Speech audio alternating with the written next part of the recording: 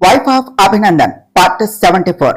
శ్రీకీర్తి మను చెప్పింది అంతా విని హ్యాపీగా కళ్ళు తెరుచుకుంటూ, అక్క ఏం చేయాలో నువ్వు చెప్పావు, ఎలా చేయాలో నేను చూసుకుంటాను. సిద్ధు మంచిగా చెప్తూ ఉంటే వినటం లేదు కదా, ఇప్పుడు చూడు ఏం చేస్తాను. దెబ్బకు రౌడీ బేబీ అంటూ మళ్ళీ నా వెనకే పెడాలి అని నవ్వుకుంటూ ఫ్రెష్ అవటానికి వెళ్ళింది. కాసేపటికి ఫ్రెష్ అయిన స్త్రీ కిచెన్ లోనికి వెళ్లి అక్కడే ఉన్న మనుతో, అక్క నేను సిద్ధు సార్తో మాట్లాడాలి అని అన్నది. అలాగే అమ్ము, కానీ మరీ ఎక్కువ భయపెట్టకే అంటూ నవ్వుతూ, ఇదిగో ఈ కాఫీ తీసుకుని వెళ్లి ఇచ్చి మాట్లాడు అంటూ కప్పు తన చేతికి ఇచ్చే సిద్ధు రూమ్ చూపించింది మనం. స్త్రీ కప్పట్టుకుని రూమ్ లోనికి తొంగి చూస్తూ, ఎక్కడా ఈ మానవుడు అని రూమ్ అంతా స్కాన్ చేస్తూ ఉన్నది. బాల్కనీలో నిల్చొని ఉన్న సిద్ధుని చూసి, ఎక్కడున్నావా అంటూ సిద్ధు దగ్గరకు వెళ్లి గొంతు సవరించుకుంటూ, చిన్న బావా అంటూ సాగతీస్తూ పిలిచింది. శ్రీ గొంతు అది కూడా తనను బావా అని పిలుస్తుంటే ఆశ్చర్యంగా వెనక్కు తిరిగి ఒక్కసారి తనను అంతే చూస్తూ మళ్ళీ తన చూపు తిప్పేసుకుని, ఏమిటి ఈ అవతారం, అయినా నా రూమ్ లోనికి ఎందుకు వచ్చావు అని అడిగాడు సిద్ధు. అంటే అది అక్క నీకు కాఫీ ఇవ్వమని చెప్పింది చిన్న బావా, అందుకని ఇద్దాము అని వచ్చాను, కాఫీ తీసుకో చిన్న బావా అన్నది శ్రీ. ఈ కొత్త పిలుపు ఏమిటి అన్నాడు సిద్ధు. కొత్త పిలుపు అయినా అసలు వరసే కదా చిన్నబావా, మా అక్క భర్త అభి బావకి తమ్ముడు, నాకు చిన్న బావే కదా అంటూ తన వైపు చూడకుండా బయటకు చూస్తూ ఉన్న సిద్ధు చేతికి కప్ తగిలేలా పెట్టింది శ్రీ. కప్ తగలటంతో అంటూ చెయ్యి వెనక్కు తీసుకుంటూ, హే రాక్షసి, చూసుకోవా అలా కాల్ చేశావు అంటూ చెయ్యి వదుకుంటూ ఉన్నాడు సిద్ధు. మరి నేను మీతో మాట్లాడుతూ ఉంటే నువ్వేమిటి అలా బయటకు చూస్తున్నావు, నేను నీకు కనిపించడం లేదా అని అడిగింది శ్రీ. నువ్వు ఏమన్నా నల్లపూస, కనపడకుండా ఉండటానికి చాలా బాగా కనిపిస్తున్నావు అని చెప్పాడు సిద్ధు. మరైతే నన్ను చూడకుండా అలా అటేటో చూస్తావేమిటి చిన్నబావా, ముందు ఈ కాఫీ తాగు చల్లారిపోతుంది అంటూ సిద్ధు చేతిలో కప్ పెట్టింది శ్రీ. సిద్ధు ఆ కాఫీ తాగుతూ ఉంటే శ్రీ సిద్ధు పక్కనే ఉండి బయటకు చూస్తూ ఉన్నది. ఆ చల్లటి గాలికి శ్రీ చీర బయట కొంగు ఎగురుతూ సిద్ధు మొహంపై పడుతూ ఉంటే విసురుగా ఆ చీరను పక్కకు తీస్తూ ఉంటే అప్రయత్నంగా తన చూపు శ్రీ నడుం పైన పడింది. ఎంత వద్దు అనుకుంటున్నా అలానే చూస్తూ ఉన్నాడు. తనని తాను కంట్రోల్ చేసుకోవాలి అని అనుకుంటున్నా కూడా తన వల్ల కావటం లేదు. బుద్ధి వద్దు అని అంటూ ఉన్నా చెయ్యి ఆగటం లేదు. సిద్ధు చేసేది అంతా కూడా ఓరకంట చూస్తూ ఉన్న శ్రీ సిద్ధు తన దగ్గరకు వస్తూ ఉంటే ఇంకా తన వల్ల కాక వెంటనే వెనక్కు తిరిగింది. శ్రీ అలా తిరగగానే అప్పటికే శ్రీ నడుం దగ్గరకు తీసుకుని వచ్చిన తన చెయ్యి వెనక్కు తీసేశాడు సిద్ధు. సిద్ధుని అంత దగ్గరగా చూసిన శ్రీ, ఏమిటి చిన్నబావా, ఏమన్నా కావాలా అని అడిగింది. అది అది కప్ అంటూ శ్రీ చేతిలో కప్ పెట్టేసి వెంటనే అక్కడి నుంచి రూమ్ లోనికి వెళ్లిపోయాడు సిద్ధు. ఇప్పటికి ఇది చాలులే చిన్నబావా, నిన్ను ఉడికిద్దాం అని వస్తే నాకు ఏదో అయ్యేలా ఉన్నది అంటూ కప్ తీసుకుని బయటకు వచ్చేసింది శ్రీ. సిద్ధు షవర్ కింద నిల్చొని ఆలోచిస్తూ, ఓహ్ ఈ రోజు ఏం చేయబోయావురా, అలా ఎలా చేసేస్తావు, దాన్ని కొన్ని రోజులు ఉడికించి తన మనసులో ప్రేమను బయటకు చెప్పేలా చేద్దాం అంటే నేనే దానికి బెండ్ అయ్యేలా ఉన్నాను. అది కావాలని ఈ రోజు ఇలా రెడీ అయి వచ్చింది. ప్రేమను బయట పెట్టమంటే పెట్టదు కానీ ఇలాంటివి మాత్రం బాగానే చేస్తున్నది చిన్న బావా అంట. అబ్బా ఎంత ముద్దుగా అన్నావే రౌడీ బేబీ, నువ్వు అలా అంటూ ఉంటే నిన్ను గట్టిగా ముద్దు పెట్టుకోవాలి అనిపించిందే రౌడీ బేబీ. నీ ప్రేమను నీతోనే బయట పెట్టించాలి అని అనుకుంటే నన్నే ఉడికించాలి అని చూస్తున్నావా, నీతోనే నీ ప్రేమను బయట పెట్టిస్తా అంటూ ఫ్రెష్ అయ్యి కిందకు వచ్చాడు. అప్పటికే మాణిక్యమ్మ గారు పంతులు గారిని పిలవటంతో ఆయన వచ్చి మాణిక్యమ్మ గారితో మాట్లాడుతూ ఉన్నారు. కిందకి వస్తూ ఉన్న సిద్ధుని చూపించి, సిద్ధార్థ్ నా చిన్న మనవడు, వీడికి మీరు ముహూర్తం చూడాలి అని చెప్పారు. మనుని చూసి, మను అభిని కిందకు పిలువమ్మా అని చెప్పారు మాణిక్యమ్మ గారు. మను వెళ్లి అభిని కిందకు పిలిచింది. అప్పటికే అందరూ కూడా అక్కడకు వచ్చేసి ఉన్నారు. మా సిద్ధు పెళ్లితో పాటు ఈ అమ్మాయి సత్య వాళ్ళ పెళ్లికి కూడా ముహూర్తాలు పెట్టాలండి అంటూ నలుగురి జాతకాలు ఇచ్చారు మాణిక్యమ్మ గారు. పంతులు గారు ఆ జాతకాలు చూసి 20 రోజుల్లో మంచి ముహూర్తం ఉన్నది, ఇంకా వారం రోజుల్లో నిశ్చితార్థానికి భేషుకైన ముహూర్తం ఉంది అని చెప్పారు. ఇంత త్వరగా అన్ని పనులు అంటే మనం చేయగలమా కన్నయ్య అని అడిగారు మాణిక్యమ్మ గారు. గ్రాని ఎందుకు అంత టెన్షన్, అవన్నీ నేను చూసుకుంటాను అంటూ పంతులు గారు, మీరు ఆ ముహూర్తాలు ఖరారు చేయండి అండ్ ఎంగేజ్మెంట్ కి ఏమేం కావాలో చెప్పండి అన్నాడు అభి. అభి చెప్పినట్టుగా ఆయన అన్ని చెప్పి వెళ్లారు. అభి వాళ్ళ అందరినీ చూస్తూ ఇంకా ఎంగేజ్మెంట్ కి 1 వీక్, వెంటనే పెళ్లి, సో మనకి టైం లేదు అంటూ సత్య, వంశీ మీ అమ్మా నాన్నలకు ఇన్ఫార్మ్ చేసి త్వరగా రమ్మను అని చెప్పాడు అభి. అభి, ఇంత హడావిడిగా చేస్తున్నావేమిటి? కనీసం మా ఇష్టంతో పని లేదా అన్నది ఇంద్రాణి. పామ్, నాకు పదే పదే చెప్పే అలవాటు లేదు. ఈ పెళ్లి జరుగుతుంది. సిద్ధు ప్రేమించిన ఆ అమ్మాయితోనే జరుగుతుంది. నీకు ఇష్టం ఉన్నా లేకున్నా జరుగుతున్నది. ఇంకా నువ్వు ఈ విషయంలో నాతో మాట్లాడాలి అని అనుకోకు అని అభి నార్మల్ గా చెప్పినా తన గొంతు సీరియస్ గానే ధ్వనించింది. అభి మాటలు విన్న ఇంద్రాణి ఇంకా ఈ పెళ్లి ఆపడం తన వల్ల కాదు అని ఫిక్స్ అయిపోయి, నా ఇష్టంతో పని లేనప్పుడు ఇంకా నేనెందుకు, మీ అందరూ మీకు నచ్చినట్టుగానే చేసుకోండి అంటూ లోనికి వెళ్లిపోయింది. ఇంకా అందరూ కూడా పెళ్లి పనులు మొదలు పెట్టాలి. ఆ పనులన్నీ ఎలా చేయాలి, ఏం చేయాలి అని రకరకాల ప్లాన్స్ వేస్తూ ఉన్నారు. అప్పుడే సంజన కిందకు రావటం చూసి వాళ్ళ అందరికీ కోపం పీక్స్ లోనికి వెళ్లిపోయింది. సంజన వాళ్ళ దగ్గరకు వచ్చి, ఏమిటి ఇంత హడావిడిగా ఉన్నారు అని అడిగింది. వాళ్ళ హ్యాపీ మూమెంట్ లో తన గురించి ఆలోచించి మనసు పాడు చేసుకోవటం ఇష్టం లేక సిద్ధుకి పెళ్లి, ఆ ఎంగేజ్మెంట్ పనుల గురించి మాట్లాడుకుంటున్నాం అని చెప్పింది మనో. ఓ అవునా, కంగ్రాట్స్ సిద్ధు, ఇంతకీ అమ్మాయి ఎవరు అని అడిగింది. మనో స్త్రీని చూపించటంతో తనని విష్ చేసింది సంజన. మనో శ్రీకి ముందే సంజన విషయంలో తొందరపడకు అని చెప్పటంతో స్త్రీ కూడా సైలెంట్ గా ఉన్నది. విశాల్ పార్కులో కూర్చొని దీర్ఘంగా ఆలోచిస్తూ ఉన్నాడు. హలో హస్బెండ్ గారు అనే పిలుపుతో వెనక్కు తిరిగి చూశాడు. అక్కడ ఉన్న ప్రియాంకని చూసి, నువ్వేమిటి ఇక్కడ, మళ్ళీ నన్ను డిస్టర్బ్ చేయను అని వెళ్లిపోయావు, మళ్ళీ ఎందుకు వచ్చావు అని అడిగాడు. అవును నిజమే, మిమ్మల్ని డిస్టర్బ్ చేయకూడదు అని అనుకున్నాను, కానీ మీ గతం తెలిసాక మిమ్మల్ని వదులుకోవాలి అని లేదు అన్నది ప్రియా. ఏంటి అని అడిగాడు విశాల్. నాకు అంతా తెలిసిపోయింది విశాల్, అన్నయ్య నాకు అన్ని విషయాలు చెప్పాడు. నాకు అన్ని నిజాలు తెలిసిపోయాయి. నిజంగా మీరు ప్రేమించిన అమ్మాయి అడిగిన కోరిక అని ఎంత చేశారు. ప్రాణాలతో లేని తన గురించి ఆలోచిస్తూ తన జ్ఞాపకాలతోనే బ్రతుకుతూ ఉన్నారు. నిజంగా మీ ప్రేమ చాలా గొప్పది విశాల్, కానీ మీ మధ్య లేని తన గురించి ఆలోచిస్తూ మీరు ఇంకా ఇలానే ఉండిపోతారా అని అడిగింది ప్రియా. చూడు ప్రియాంక, నాకు నువ్వు ఏం చెప్పాలి అనుకుంటున్నావో తెలుసు, కానీ నేను సాక్షిని ప్రేమించాను. తనని కాదు అని ఇంకొకరిని నా లైఫ్ లో ఊహించుకోలేను. నా మాట విను, నీకు చాలా జీవితం ఉన్నది, నీకు నాకన్నా మంచివాడు దొరుకుతాడు అన్నాడు విశాల్. ఆపండి అని కోపంగా అంటూ, చూడండి, ప్రాణాలతో లేని తన గురించి ఆలోచిస్తూ తన జ్ఞాపకాలతోనే ఉంటా అంటున్నా మీ ప్రేమ అంత గొప్పది.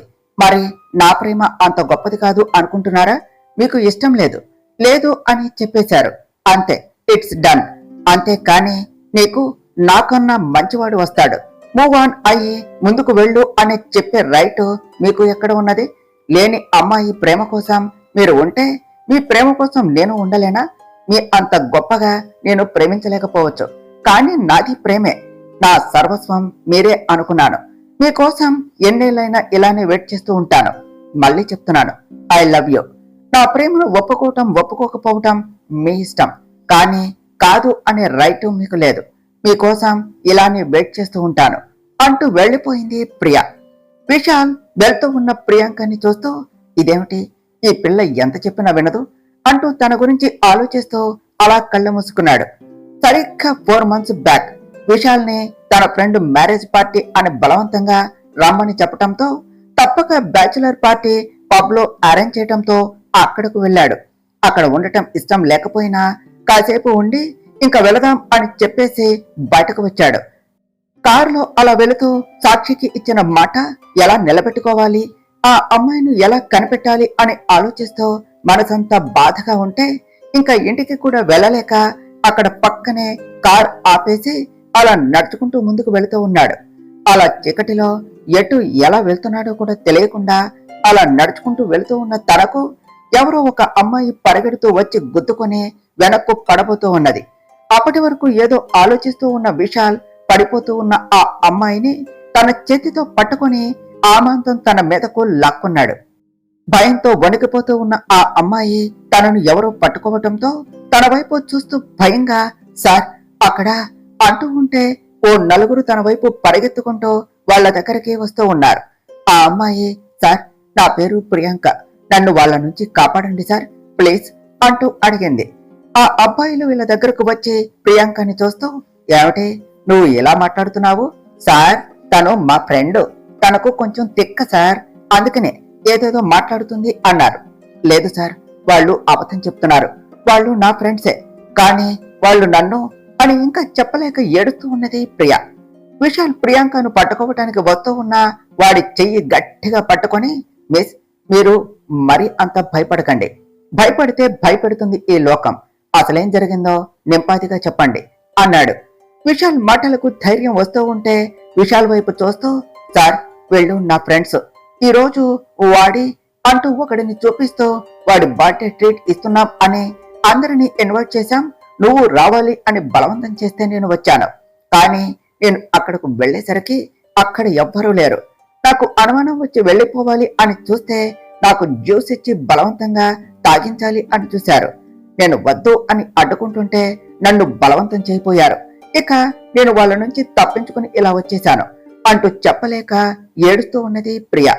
ప్రియాంక చెప్పినది విని వాళ్ళ వైపు కోపంగా చూస్తూ తమ మీదకి వస్తూ ఉన్న వాళ్ళని కొడుతూ ఉన్నాడు.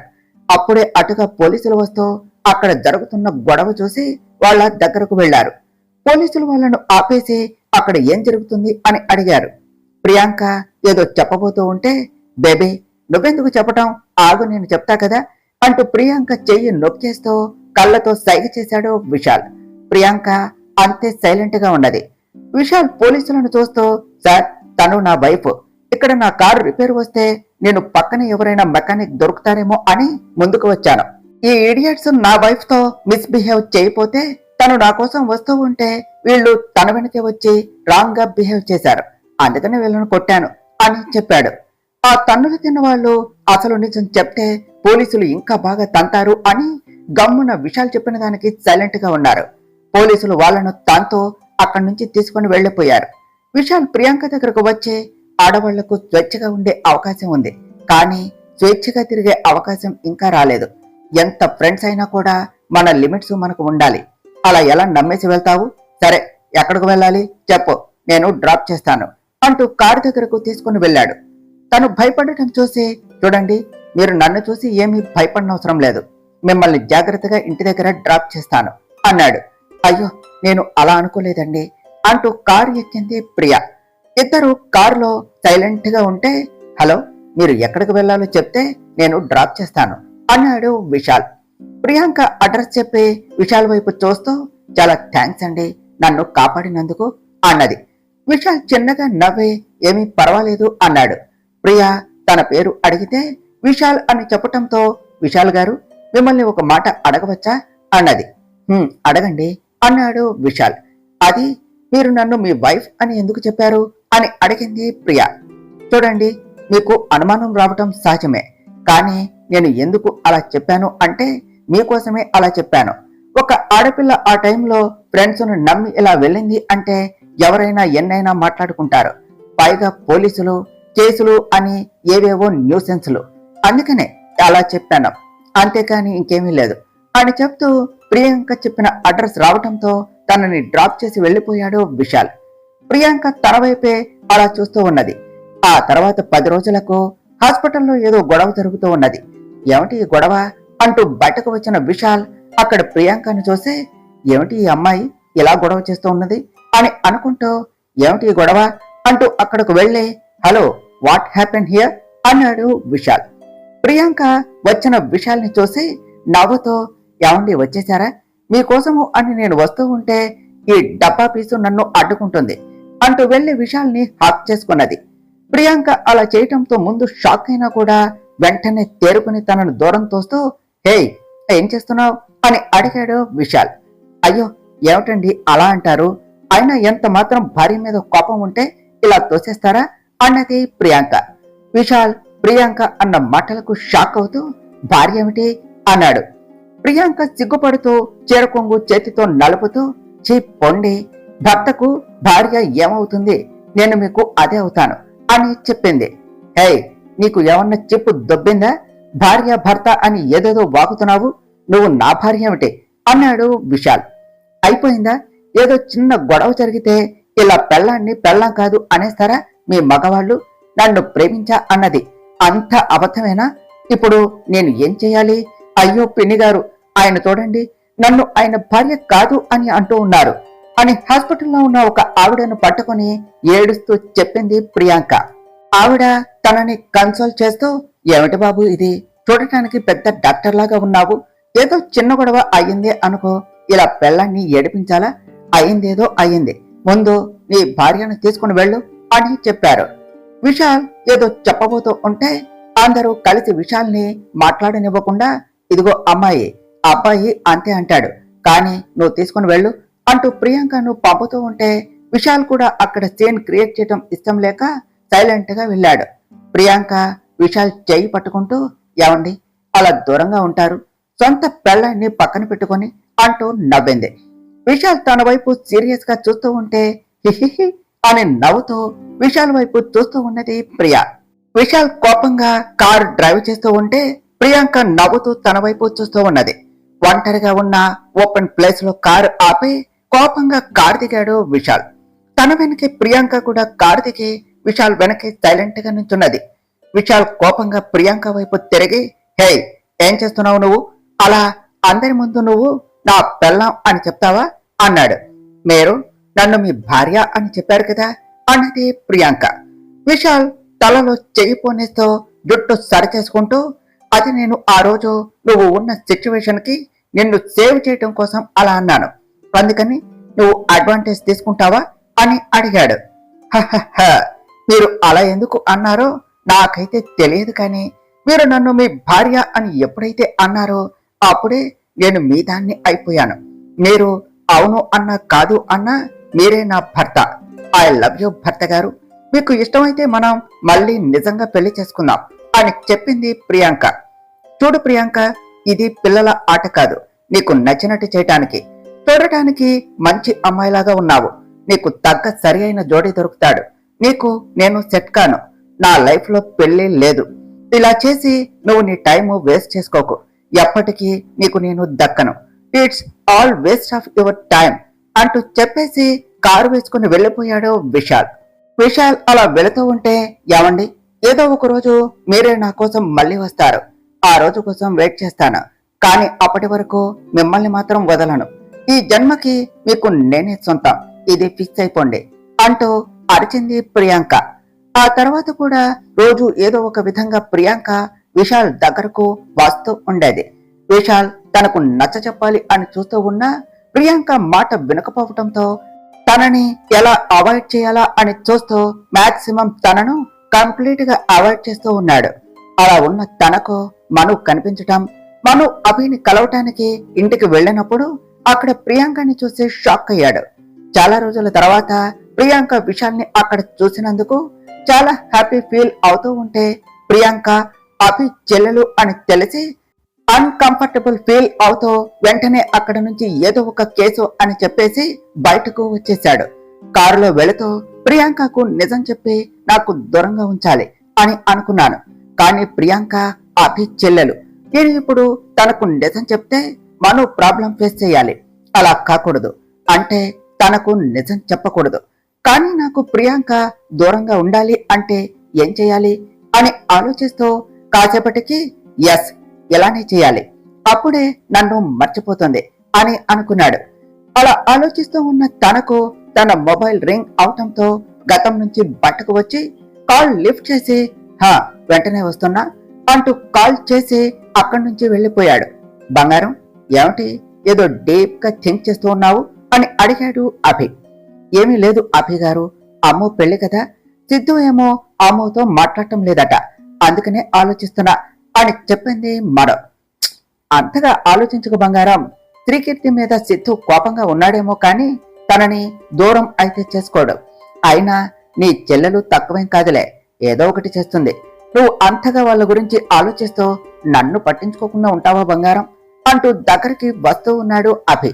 ఆగండి ఆగండి, అలా వచ్చేస్తున్నారు, మళ్ళీ మీ ఫ్యాన్స్ వచ్చేస్తారేమో చూసుకోండి అన్నది మను. నా ఫ్యాన్స్ ఎవరు బంగారం అని అడిగాడు అభి. ఉందిగా మీ ప్రేమిక సంజన, డాటర్ ఆఫ్ జయప్రకాష్ శుక్లా, తనే అంటున్నా అని చెప్పింది మను. మంచి మూడ్లో వస్తే దాని పేరు గుర్తు చేసి నా మూడంతా స్పాయిల్ చేస్తావా? అయినా దాని గురించి తెలిసి అలా వదిలేసేమేమిటి బంగారం అన్నాడు అభి. నేనేమీ దాన్ని వదిలేదు. ఈ రోజు మళ్ళీ దాని పని చెప్తా. మొన్న మనం చేసిన దానికి దెబ్బకి పాపకి ఫీవర్ వచ్చింది అంట. ఈ రోజు ఏమవుతుందో చూడాలి అని మను అంటూ ఉంటే, అక్క నేను రెడీ అంటూ శ్రీ మను వాళ్ళ దగ్గరకు వచ్చింది. వదిన నేను కూడా రెడీ అంటూ సిద్ధు వచ్చి అక్కడ శ్రీని చూసి అబ్బో అంటూ ఒక లుక్ ఇచ్చి, మనం ఇంకా వెళదామా వదిన అన్నాడు. ఏమిటి అందరూ కలిసి ఎక్కడికో స్టార్ట్ అయినట్టున్నారు, నాకు చెప్పరా? అయినా ఈ వేషాలేమిటి అని అడిగాడు అభి. మీరు లేకుండా ఎలా అండి, అసలు అక్కడ మీరే కదా మెయిన్. మీ వీర ప్రేమికురాలి వీర బాధ మీరు చూడరా అన్నదే మనం. కరెక్ట్ వదిన, కానీ పెళ్లికి వెళ్తూ పిల్లిని చంకన పెట్టుకున్నట్టు వాళ్ళు అవసరమా వదిన అన్నాడు సిద్ధు. నేనేమి మీతో రావటం లేదు చిన్నబావ, అయినా నాతో మీకెందుకు అన్నది శ్రీ. వదిన మీ చెల్లెలు గారు నిజాలు బాగా ఒప్పుకుంటారు అనుకుంటా. నేను తన పేరు చెప్పకుండానే తానెవరో తనకే తెలిసిపోయింది. అయినా వదిన ఫస్ట్ టైం మీ చెల్లెలకి తగ్గ గెటప్ తో వచ్చింది. దెయ్యం, నిజంగానే దెయ్యం గెటప్ వేసింది అన్నాడు సిద్ధు. ఏదైనా కూడా మీకు సూట్ అయినట్టు నాకు సూట్ అవ్వదులే చిన్నబావా. బావా చూడండి మీ తమ్ముడు అని ఊరుకుంటుంటే రెచ్చిపోతూ ఉన్నాడు. నాకు కాని కాలింది అంటే నేనేం చేస్తానో నాకే తెలియదు అన్నది శ్రీ. పెళ్లికి కోపం వచ్చినా పెద్దగా ఏం పీకలేదులే మా వదన గారి చెల్లెలు గారు అన్నాడు సిద్ధు. ఏమిటి ఊరుకుంటే ఎక్కువ చేస్తున్నావు? నేను గెటప్ మాత్రమే వేశాను, నిన్ను నిజంగా దెయ్యంగా మారుస్తాను. అయినా నా వెనుక తిరిగినప్పుడు తెలియదా నేను ఎవరినో అన్నది శ్రీ. అప్పుడు తెలుసుంటే ఎవరైనా కావాలి అని పడతారా? ఇప్పుడే కదా తెలిసిందే అన్నాడు సిద్ధు. షూ, ఇద్దరు మీ గోల తర్వాత పెట్టుకోండి అంటూ, బంగారం వీళ్లకు పెళ్లి చేస్తే రోజు ఇలానే గొడవ పడతారేమో అంటూ మనుతో మెల్లిగా అన్నాడు అభి. నాకు అదే నిజం అనిపిస్తుందండి. అమ్మో, వీళ్ళను ఇలానే వదిలేస్తే రోజంతా గొడవ పడమన్నా పడేలా ఉన్నారు. ఇద్దరే, ఏ ఒక్కరు తగ్గేలాగా లేరు. రేపు పెళ్ళైతే సగం లైఫ్ గొడవలతో గడిచిపోతుందేమో అని అంటూ, అమ్ము నువ్వు ఆగవే సిద్ధు, ఏమిటి అలా మాట్లాడుతున్నావు? తాను నీకు కాబోయే భర్త, అలా అనకు అని చెప్పింది మనం. అలా చెప్పు వదిన, అప్పుడు అన్న మీ చెల్లెకి నేను ఎవరో కాస్త గుర్తుంటుందేమో, లేదంటే నచ్చినట్టుగా నచ్చిన చోటికి చెప్పా పెట్టకుండా పోతుంది. అసలే ఆవిడ గారికి తెక్క ఎక్కువ అంటూ వెటకారంగా అన్నాడు సిద్ధు. సిద్ధు అన్న మాటలకు బాధ వేస్తూ ఉన్నా, అక్క మీ మరిదికి కూడా చెప్పు, నేను ఎక్కడికైనా వెళ్ళాలి అంటే అది నా ఇష్టం, అందరికీ చెప్పి వెళ్ళాలి అనే రూల్ లేదు అని అన్నది శ్రీ. మీ ఇద్దరు ఒకరికి ఒకరు చెప్పుకోండి, అంతేకాని మధ్యలో నన్ను లాగకండి. ముందు పదండి, అక్కడ దాన్ని ఏదేదో చేసేస్తా అని అన్నారు. ఇంకా ఇక్కడ ఇలానే గొడవ పడుతూ ఉంటారా అంటూ, అమ్ము నీకు చెప్పినది అంతా గుర్తున్నది కదా, అలానే చెయ్యి. సిద్ధు నువ్వు అమ్ముతో పాటే ఉండి మేము చెప్పినప్పుడు చెప్పినట్టు చెయ్యి అంటూ అభిని తీసుకుని వెళ్ళిపోయింది మనం. తర్వాత ఏమి జరిగిందో నెక్స్ట్ పార్ట్లో తెలుసుకుందాం ఫ్రెండ్స్.